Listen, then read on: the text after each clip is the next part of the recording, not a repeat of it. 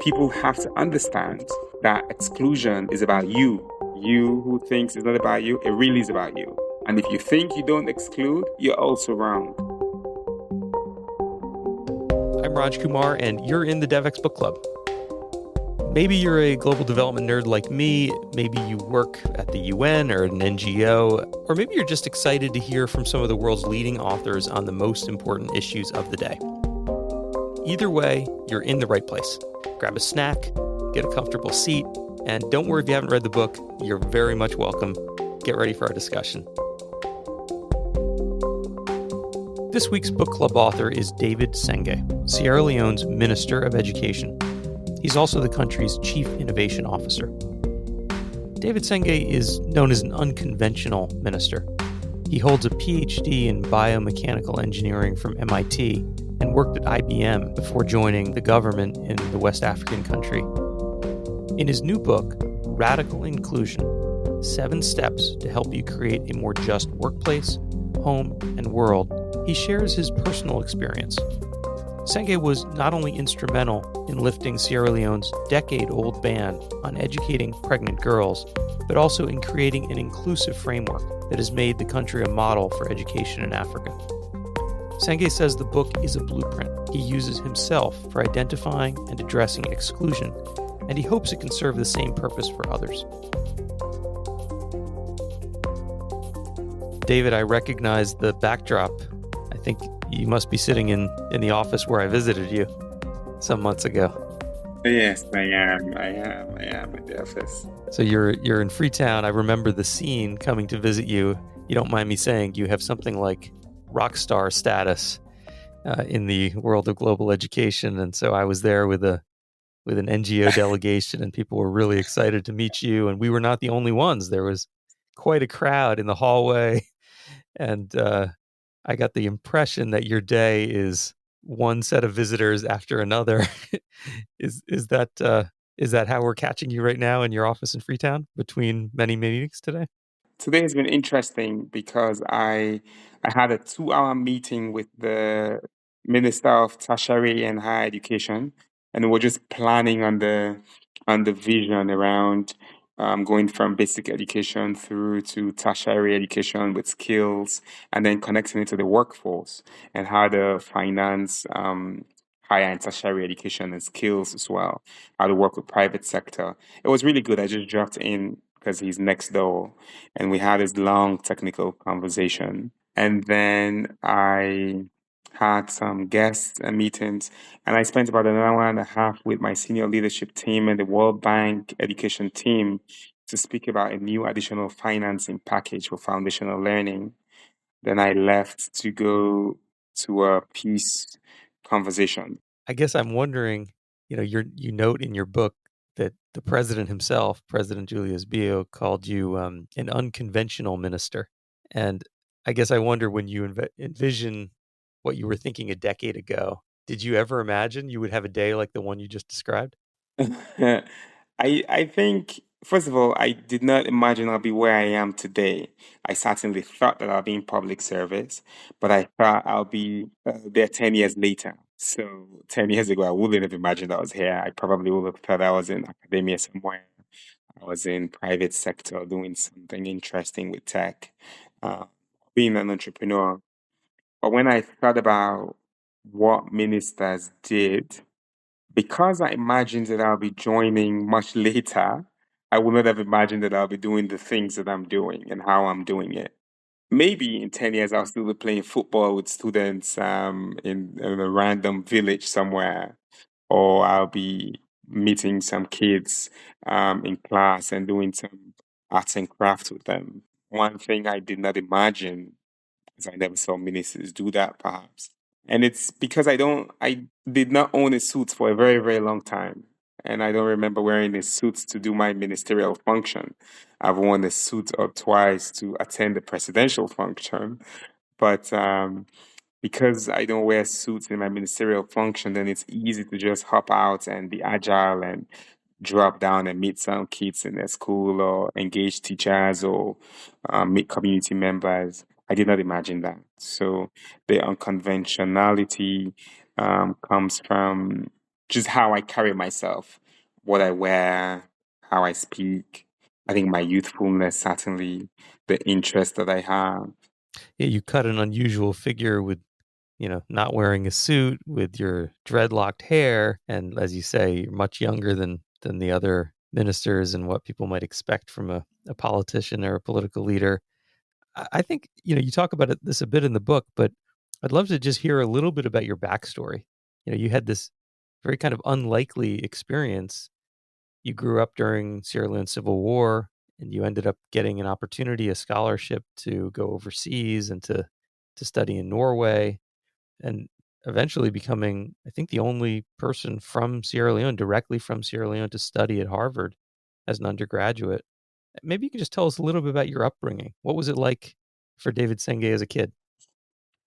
I think for me, what I remember my childhood to be was one of a lot of play. Um, I think in the evenings in Bo, where I grew up, I'll play lots in the football field. And then the typical evening, or a school day would be I walk to school, 40 minutes walk to school with my cousins. And I'll get to school, I'll walk back home with my friends from school. Maybe it will be longer. And by the time you're home, I lived furthest than most of my friends in Bo. And so we come, we eat my food, and it'll be time to go and play football and play some game. And you come back, you water gardens, you have domestic responsibilities, and you eat, perhaps, and you study. And that was what my weekly life was like. But once I came to secondary school, I had the freedom to manage my time a little bit more because my parents were working. It meant I could do slightly crazy things, with my really good friends, sign up to go and do swimming classes at the national swimming pool. And my parents would not know about that because that was not what you were supposed to be doing. I think the play and the music and the exploration and the being in the society with other young people was very much part of my childhood. And all of this was happening as well when there was a war. And so we had this jarring contrast, hearing about violence, you're seeing violence, your cities are being attacked, you're not sure school is being closed. And this was also part of my reality. One of the first things I did in terms of real civic engagement, I was in secondary school. And with some friends, we started what we call the Children's Forum Network, and from different schools.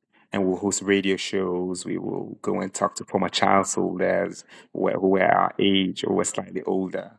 And we wanted as children to really create a space where there was a child-friendly version of the Truth and Reconciliation Commission. We worked on it.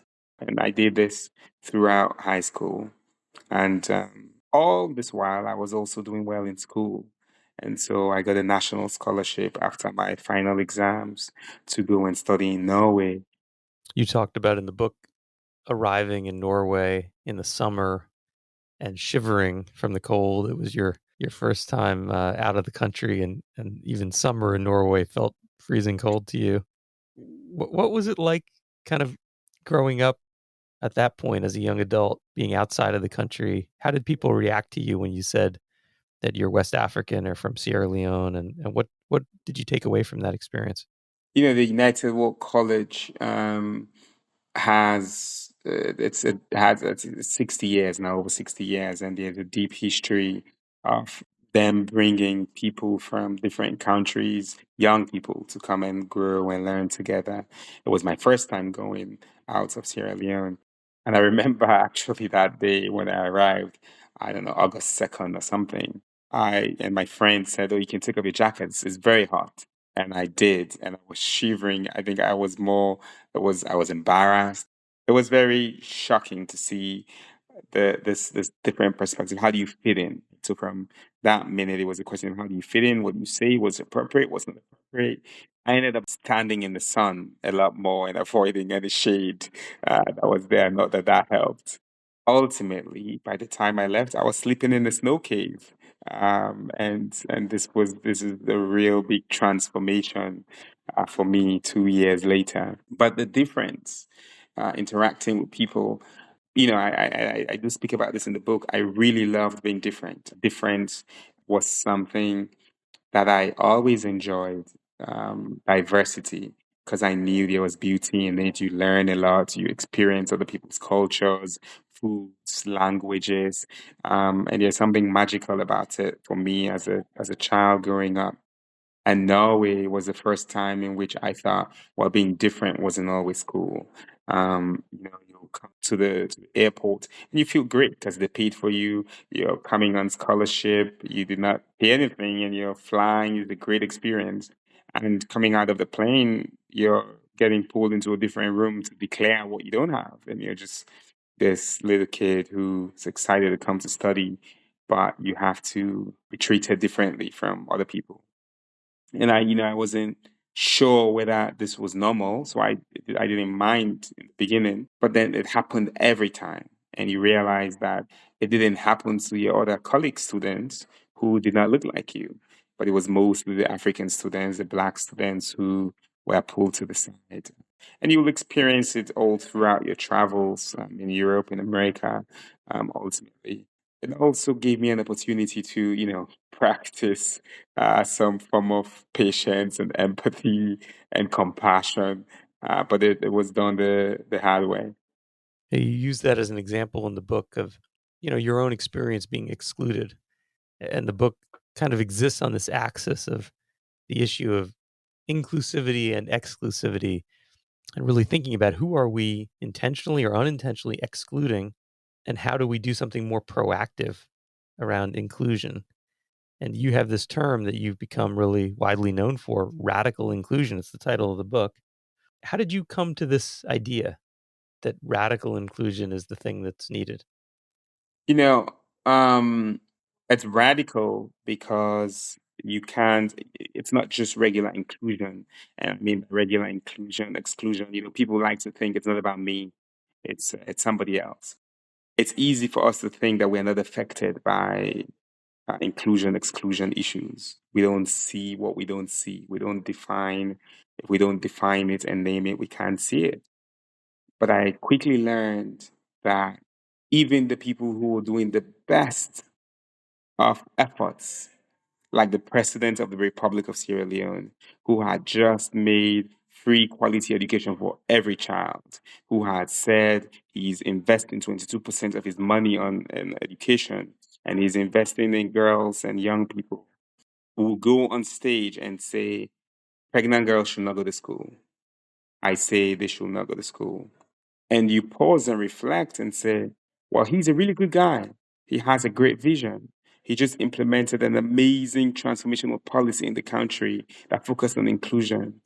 And yet, he is putting a policy in place. He's restating that we'll keep a policy in place that now not only excluded a whole set of people who he's been advocating for, young girls, but he's also further punishing them by double victimizing these girls who he's advocated for by bringing these gender forward policies and by banning rape and making rape an emergency, by ensuring that we invest in these girls through a new sexual offenses act. So these two things did not sit well with me. And it was radical because we had to change it from within. We had to start from within. We had to do things that we ordinarily wouldn't do. We had to take action. We had to break walls. We had to expand the boundaries. I think it's also an element where when we think about inclusion, exclusion, we don't realize that we often have to change infrastructure. We have to change laws. We have to change our mindset. We have to change buildings. We have to go back and really reimagine, restructure, and reorganize whatever it is that we have identified to be the barrier to inclusion. And to do that, you have to be radical. It's not possible to drive these social change through the path of least resistance. It's never the best option. We have to be radical to do that. Are you interested in the intersection of business and social impact? Do you want to know how corporate sustainability, ESG, impact investing, and more can contribute to development finance? My name is Adva Saldinger. I'm a senior reporter at DevEx, and I've been reporting on these issues for nearly a decade. I'm the author of DevEx Invested, our free weekly newsletter dedicated to development finance.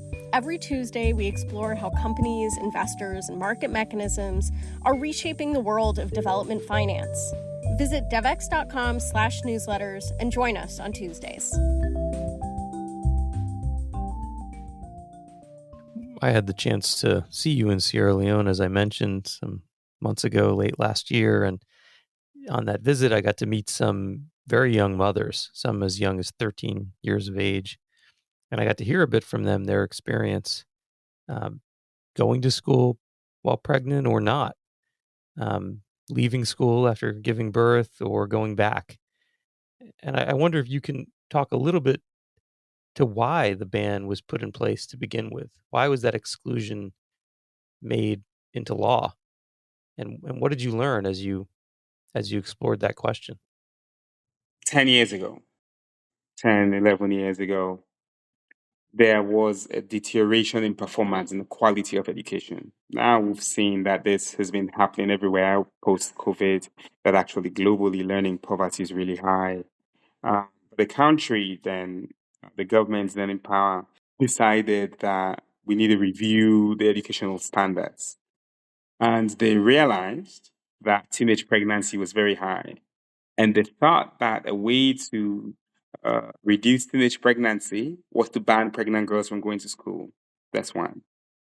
They also thought that, morality in society was, they didn't like where it was, and that bringing that girls in pregnant will influence other girls to become more pregnant and to do things that they didn't allow. And so there was this task force, independent body that was established by the then president, who had a report that came out, and these were one of the recommendations of the report. And so the cabinet then had passed the conclusion for the minister to say the minister could ban these girls who were pregnant from going to school and from taking exams.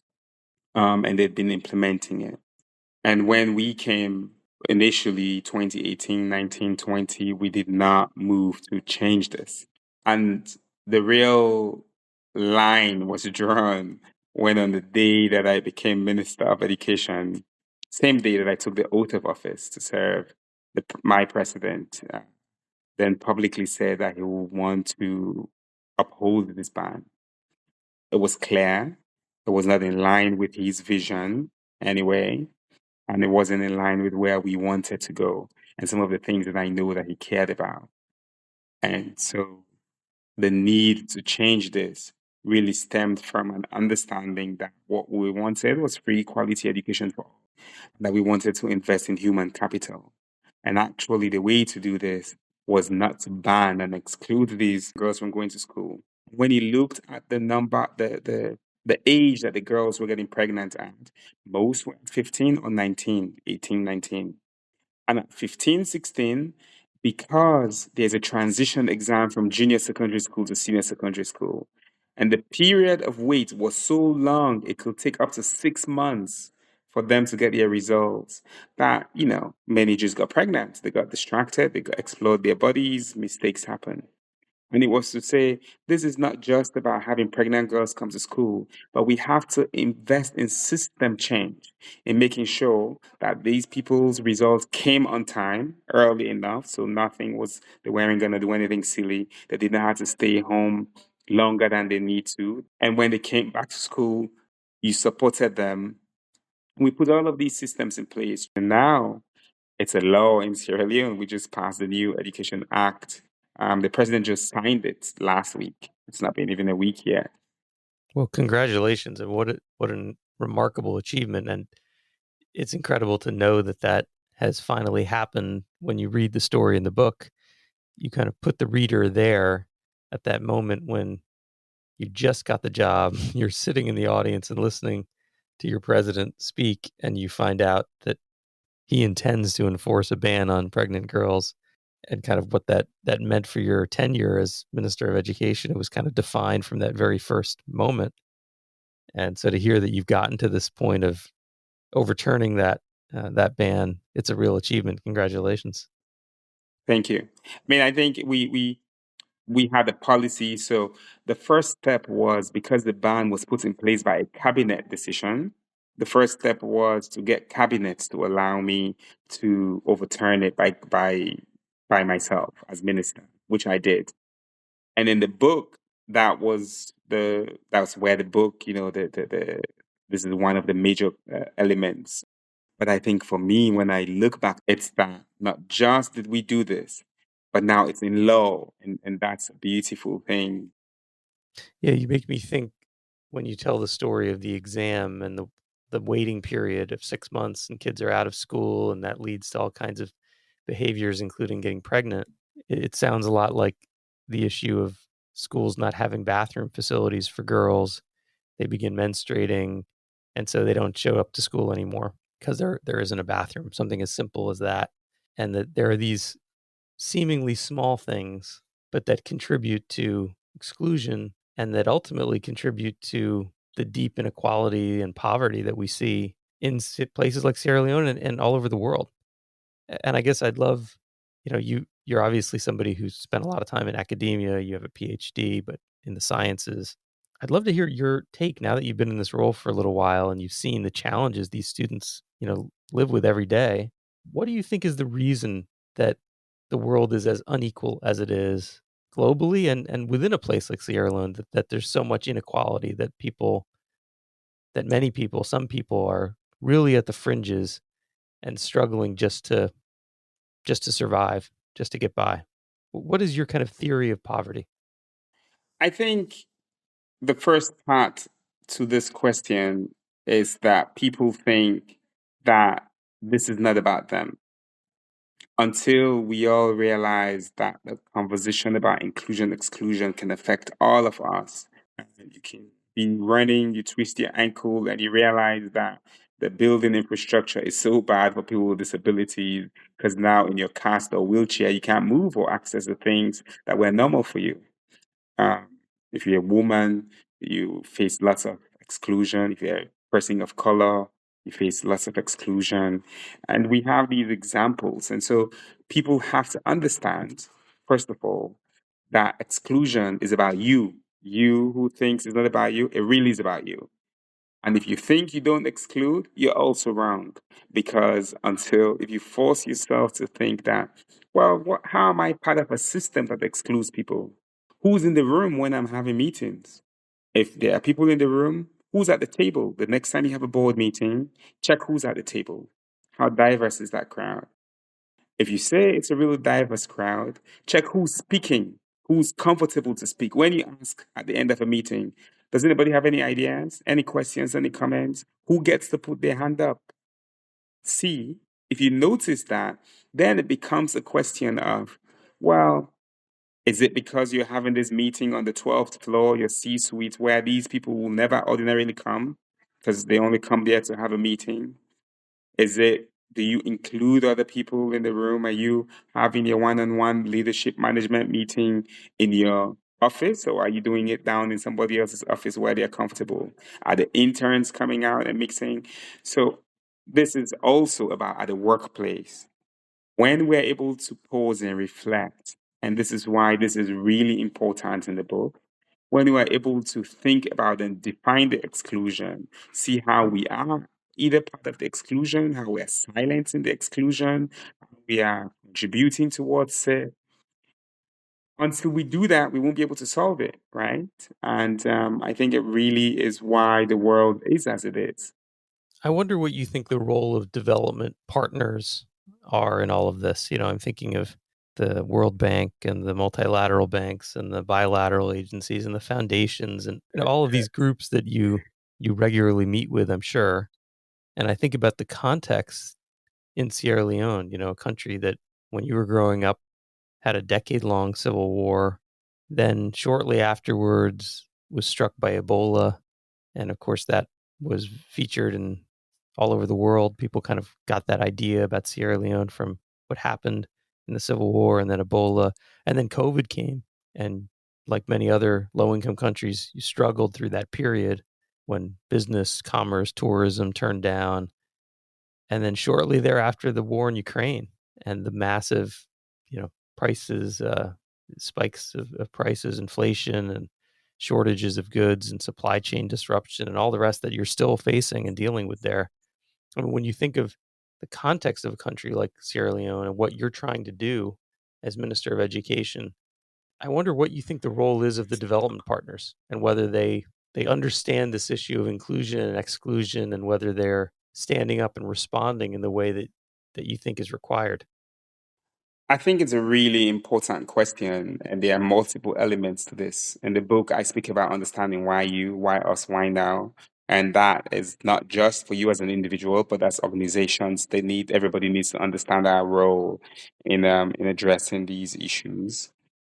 I also speak about building a coalition, and they have a role to play in that coalition. But I'll share two stories actually. The reason I believe why the president chose that day to restate to support his ban for pregnant girls not going to school was because there were development partners in the room. And there had been a lot of conversation and seeming threats from these development partners might withdraw their funding and support if government did not move on this. So I think it was really a case of, well, I'll tell you that I lead this country, you don't lead this country, which I think is fair. The development partners did not set the agenda for countries. And when the president did that, I think it was more a statement and intent directed to the development partners. So I sat here and I started by blaming them, like, you caused this. You're the one who has made this to be the case. In the cabinet meeting, a lot of the opponents as well brought up their parts around, well, the development partners do not dictate to us what we should do.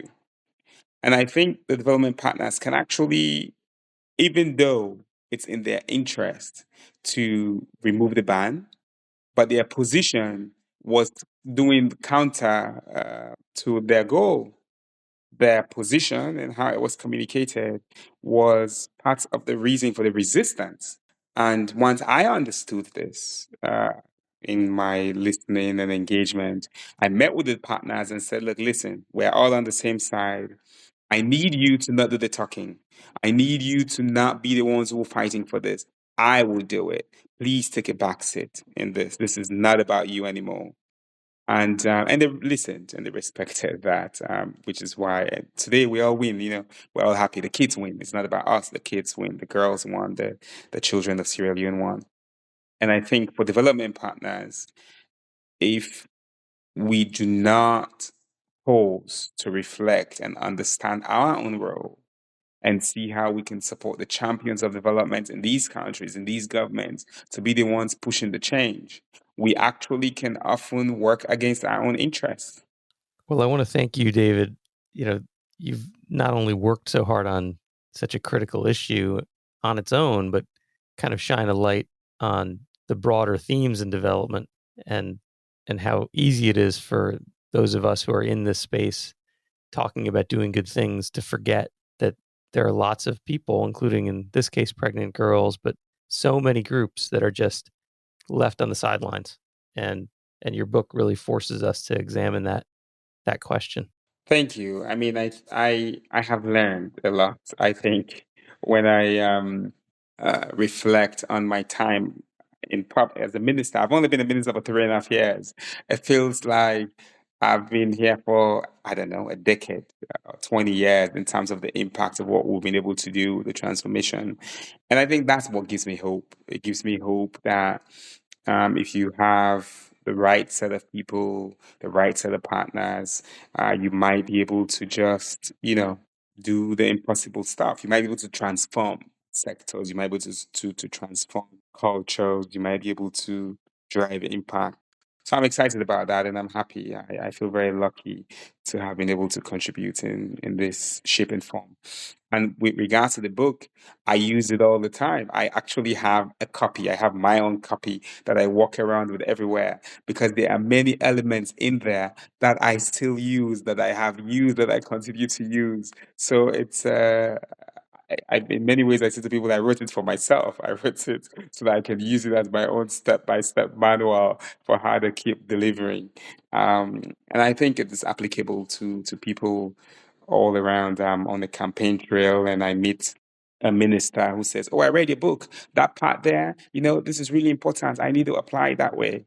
I'm in the office, and I meet somebody online who speaks about ways in which it's changing their lives, and that's wonderful.